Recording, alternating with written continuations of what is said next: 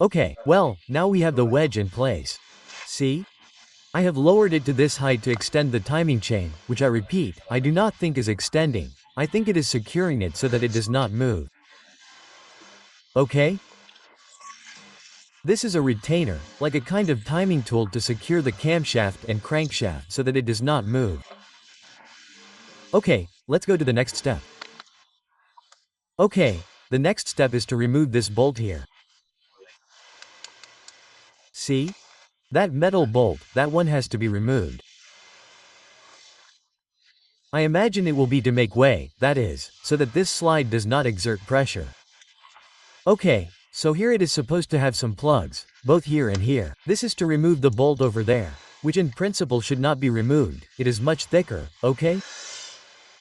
But whoever did the cylinder head gasket before did not put the plug on and instead put this piece of junk on it. So, well, I removed this piece of junk here, okay? And I removed the plug. It is removed with a small screwdriver and then you need to use an extractor, which is this extractor here. Look, you see either this one here that has this coat or this percussion one. Both are expensive, but I saw in a video that they can be removed with a 10mm rod and 3 nuts. So I have a 10mm rod and I'm going to try to do it with the 10mm rod to see if I can do it.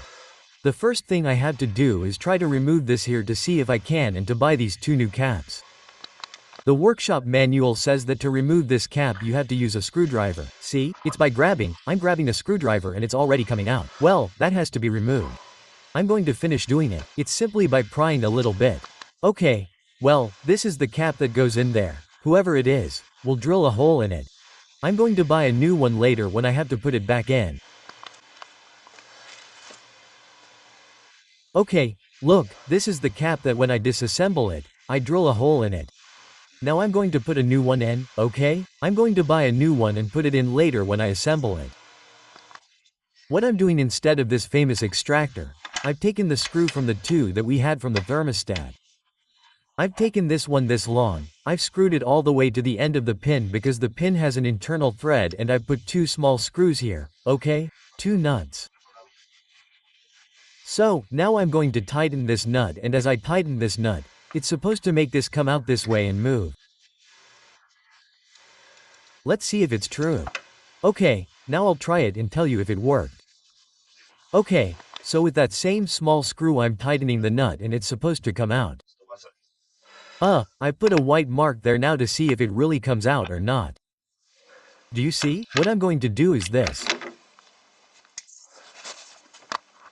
Let's see, what I'm doing is this here, do you see? I'm turning the screw like this.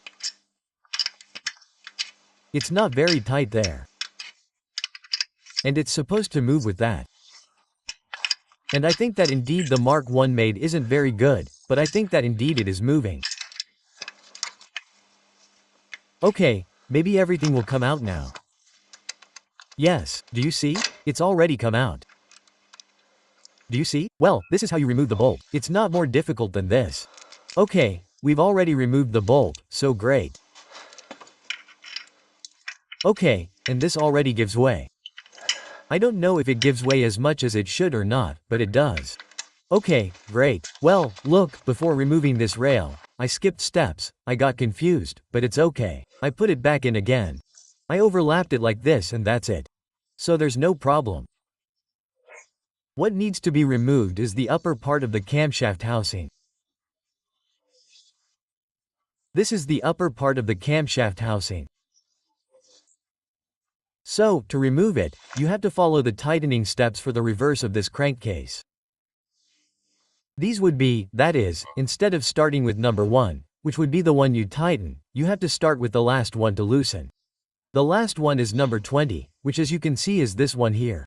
Well, this is where you have to start. 20, 19, 17. That's how you have to loosen it. Okay, well, let's follow these steps to loosen it. I'll leave this here so you can see the order. You can stop the image and do it like this. Okay, you have to start with number 20 to loosen it, then number 19, etc., and then the opposite way to tighten it. Okay, let's do it. Well, here I follow the diagram. I'm already on number 4. Now the TR is an E10, okay? It's not too hard, really. Okay, let's continue. 4, 3, 2 and 1. And with that I've finished loosening it previously and then I take them all out. Well, after tightening them in the right order, now I'm also taking them out in the right order, but since they're very long, I'm using this electric gun. Look how long they are. Okay, this is the length. Well, that's 20 screws. I'm putting all the screws in different bags and in each bag, you see, here are the screws from the bag for the front cover of the cylinder head. Now, when I take these 20 out, I'll put a bag that says upper part of the camshaft housing and so on to have it as organized as possible. Well, now they're all removed from the bag. Do you see the upper part here? Camshaft, and there we have another bag. Okay? So this is supposed to come out like this. Okay. Well, let's see if I can remove it without any major problems. Now to remove the camshaft housing, I've taken out this little piece here. The workshop manual doesn't come with it, but there's no other way, you see? And so this comes out without any major problems. Okay, come on, so there we have the camshafts. There are the camshafts. Intake camshaft, exhaust camshaft. Let's focus more on the depths of the engine. Let's see the next step. As I told you at the time, right now we are at top dead center, in the compression phase of cylinder number 1, and so we have the cams of the intake camshaft pointing upwards and inwards at an angle and the exhaust cams also pointing upwards and inwards at an angle. In other words, both point towards the spark plug and those of number 4 are pointing downwards and outwards and downwards. And outwards. Those of cylinder number 2, this one is pointing upwards and outwards and this one is pointing downwards and inwards. And the camshaft of cylinder number 3, in the exhaust, is pointing upwards and outwards and at the level of the intake, downwards and inwards. That's how they are placed. That's how the marks are. That's how everything is. So, now to remove the intake camshaft, you have to pull it this way, upwards. I need both hands and that's it. In all the photos I've seen that this little hole, this little thing, goes there and I haven't lowered it with that. I've changed it, look, I've changed its position and now this is, you see? This is loose. I think it's loose enough to be able to remove the camshaft. Let's see if it's true.